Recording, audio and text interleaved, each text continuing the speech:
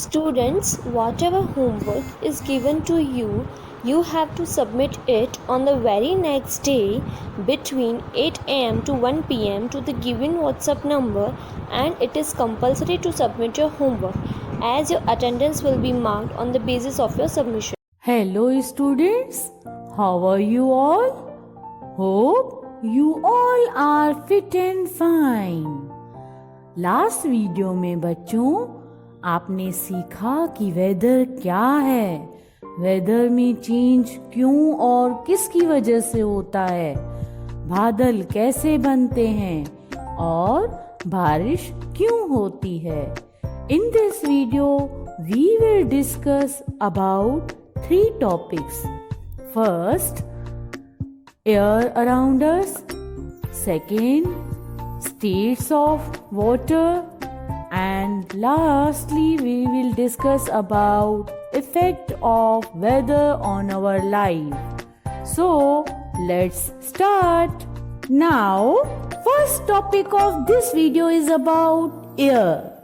बच्चों, कौन सी हवा को क्या बोलते हैं, आइए अब इसके बारे में सीखें. Air. Air is all around us. It is a mixture of many gases. It contains water vapor, dust particles, smoke, and germs in it. The thick layer of air surrounding the earth is called the atmosphere. We cannot see the air. We can feel the air when it blows. बच्चों, हमारे आसपास बहुत सारी हवा होती है, उसमें बहुत सारी गैसेस मिक्स होती है. उसमें पानी की भाप, मिट्टी के कण, धुआं और कीटाणु भी होते हैं. हवा की एक मोटी परत जो हमारे आसपास होती है उसको बोलते हैं हवामान. हवा को हम देख नहीं सकते, पर जब हवा चलती है तो हम उसको महसूस कर सकते हैं. The moving air is called wind. Gently blowing wind is called breeze. Strong wind is called storm, which sometimes causes damage. When it occurs along with thunder and lightning, it is called thunderstorm. बच्चों, चलती हुई हवा को wind बोलते हैं. धीरे से उड़ने वाली हवा को ब्रीज बोलते हैं. जोर से जो विंड लगती है उसको तूफान बोलते हैं. कभी कभी तूफान की वजह से नुकसान भी होता है. जब वो आंधी से आता है, मतलब जोर से आता है और स्काई में बिजली भी खड़कती है, तो उसको आंधी तूफान भी बोलते हैं.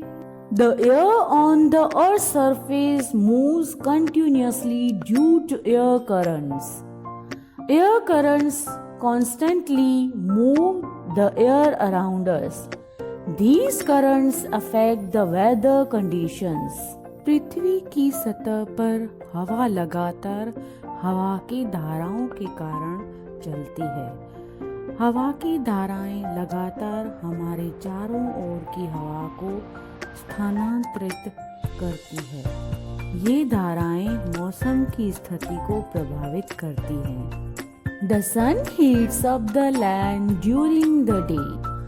The air above the land gets heated up. The warm air rises up from the land. The air above the water is cooler. The hot air rushes and cooler air flows in to take its place. This is called sea breeze. A sea breeze is a wind from the sea that develops over land near coasts. बच्चों, दिन को सन की वजह से धरती गर्म होती है. उसके ऊपर जो हवा लगती है वो भी गर्म हो जाती है। वो गर्म हवा धरती से ऊपर जाती है, पर फिर पानी के ऊपर वाली हवा ठंडी होती है। गर्म हवा अपने आप को धकेल देती है और ठंडी हवा की जगह पे अपनी जगह ले लेती है। इसी को ही सी ब्रीज बोलते हैं। सी ब्रीज मतलब जो हवा समुद्र से लगती है और लैंड तक पहुंचती है, मतलब समुद्र से साइड लगने वाली हवा को ही सी ब्रीज बोलते हैं। At night the cooling of land is faster than water. Since the land cools faster than water, the air above the water becomes warmer. Therefore, the path of air current is the opposite of the daytime current. Warmer air above the water rises, drawing in cooler air from the land. This is called land breeze. रात को फिर पानी के compare में land जल्दी ठंडी हो जाती है, जैसे कि लैंड जल्दी ठंडी होने के कारण ही पानी के ऊपर वाली हवा फिर गर्म हो जाती है। इसीलिए ही दिन को हवा का रास्ता बिल्कुल उल्टा हो जाता है। पानी के ऊपर वाली गर्म हवा धरती की तरफ जाती है, फिर उधर ठंडी हो जाती है। मतलब जो हवा लैंड से चलती हो उसको लैंड ब्रीज बोलते हैं। Now next heading is about effect of weather on our life. मौसम का हमारे जीवन पे क्या असर होता है उसके बारे में बच्चों अब हम विस्तार से ज्ञान प्राप्त करेंगे। Weather has tremendous effect on our daily life. Sometimes we need to decide our daily activities based on weather. For example, it is raining. We think of carrying an umbrella or a raincoat.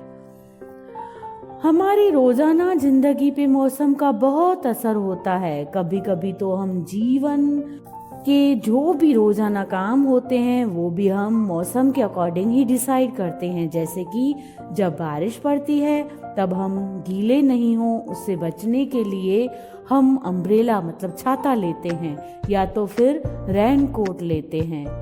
We plan to eat food that should be consumed first as they may not last for long in the rainy weather. बारिश के मौसम में हम खाना भी ऐसा ही खाते हैं जो हमारे लिए सूट हो। जैसे कि फॉर एग्जाम्पल पकौड़ी सबको खाना अच्छी लगती है, पर बारिश के मौसम में वो सूट नहीं होती तो हम उसको दूसरे मौसम में कंज्यूम करते हैं। The houses in places with heavy rainfalls are built on stilt with slanting roofs. People living here grow rice and mostly eat rice. जिस जगह पे बारिश ज़्यादा होती है ऐसी जगह पे घर भी थोड़े ऐसे बनाए जाते हैं ताकि उनके छत पे बारिश का पानी जमा नहीं रहे और वो उतर के नालों में चला जाए। इस तरह घर बनाए जाते हैं। यहाँ पे रहने वाले लोगों को पानी ज़्यादा इजीली मिलता है। बच्चों आपको मालूम है राइस को ग्रो करने के लिए पानी की ज़्यादा ज़रूरत पड़ती है, इसलिए यहाँ के लोग ज़्यादातर राइस खाने लगते हैं और ग्रो भी ज़्यादातर राइस ही करते हैं। During hot summer days you prefer to stay inside, eat food that have cooling effect on your stomach, drink plenty of water and cold drinks, you wear cotton clothes. गर्मी के मौसम में फिर सबको घर में ठंडक में रहना अच्छा लगता है, इसीलिए आप भी घर पे अंदर रहना पसंद करते हो। ऐसा है ना बच्चों? और ऐसा खाना खाना पसंद करते हो जिसमें से हमारे पेट को ठंडक मिले, और आपका भी ऐसा ही करना जरूरी है। ठंडा पानी पीना और ठंडे ड्रिंक्स पीना, कपड़े भी कॉटन के ठंडे लगते हैं इसीलिए वही पहनने चाहिए। On the other hand in winters you like to sit under the sun, you need to eat hot food hot drinks, etc. You need woolen clothes. दूसरी साइड फिर ठंडियों में आपको सन के नीचे बैठना अच्छा लगता है, मतलब धूप अच्छी लगती है। आपको गर्म खाना खाने की ज़रूरत भी पड़ती है, पीना भी गर्म चाहिए, जैसे कि सूप। कपड़े भी आपको वुलन ही पहनने चाहिए। इस तरह हमें करना चाहिए। Weather is different at different places and that is the reason that the lifestyle of the people is also different. The food, clothing, housing etc change with the weather. मतलब अलग अलग जगह पे अलग अलग मौसम होने के कारण लोगों की लाइफस्टाइल भी अलग अलग है। खाना, कपड़े, रहने के लिए घर वगैरह मौसम के अकॉर्डिंग ही होते हैं। Do you know? क्या बच्चों आप जानते हो? You can see water vapour as fog, dew, frost and snow. पानी की जो भाप होती है उसको फॉग, ड्यू, फ्रॉस्ट और स्नो के रूप में भी देखते हैं। Now states of water. Water is necessary for life. पानी हमारे लिए बहुत ज़रूरी है। Without water no living organisms can exist. बिना पानी के कोई भी जीवित नहीं रह सकता, मतलब लाइफ ही पॉसिबल नहीं है। In nature water exist as snow, liquid water and water vapour. कुदरती रूप में हम देखेंगे तो पानी एक तरह से स्नो, लिक्विड पानी मतलब और भाप, इस तरह तीन रूप में हमें दिखाई देते हैं। All these three states of water are interchangeable. Water can change its form on heating and cooling. ये सब पानी के जो रूप होते हैं वे एक रूप से दूसरे रूप में चेंज हो सकते हैं, मतलब सॉलिड को लिक्विड में, लिक्विड को फिर सॉलिड में और गैस में मतलब चेंज कर सकते हैं। मतलब ये चेंज पानी का जो गर्म या ठंडा करने के बाद ही उसको पॉसिबल है। कभी हम उसको ठंडा करेंगे तो मतलब लिक्विड में चेंज हो जाएगा, और अगर हम लोग उसको गर्म करेंगे तो फिर वो दूसरे रूप में चेंज हो जाएगा। इस तरह चेंज इंटरचेंजेबल होता है। Now evaporation. Due to heat of sun, water escapes from rivers, streams, lakes, seas and oceans into the air and changes into water vapor. The process of changing water into water vapor is called evaporation. सूरज की गर्मी की वजह से नदियों, झरनों, तालाबों, समुद्रों और oceans वगैरह में के ऊपर जो पानी होता है वो गर्म हवा के कारण वहाँ पे पानी भाप में चेंज हो जाता है। ऐसे पानी को भाप में चेंज करने को ही इवापोरेशन बोलते हैं। Thus, during summer you notice that more water gets evaporated and the quantity of water vapor increases in the air. The increased quantity of water vapor in the air is called humidity. इस तरह बच्चों आपने notice किया होगा कि गर्मियों में पानी ज़्यादा ही एवापोरेट होता है और हवा में भाप की मात्रा ज़्यादा ही होती है। ऐसे हवा में बढ़ती हुई भाप को ही ह्यूमिडिटी बोलते हैं। Now last heading of this video is about condensation, the process by which water vapour changes into liquid water due to cooling is called condensation. Water vapor in the air gets cold and comes in contact with dust particles, forming clouds. When clouds cannot hold much of the condensed water droplets or dust particles, it falls back to the earth in the form of snow, ice, hail or rain. भाप अगर change होकर liquid form में हो जाती है तो इस process को कंडेंसेशन बोलते हैं।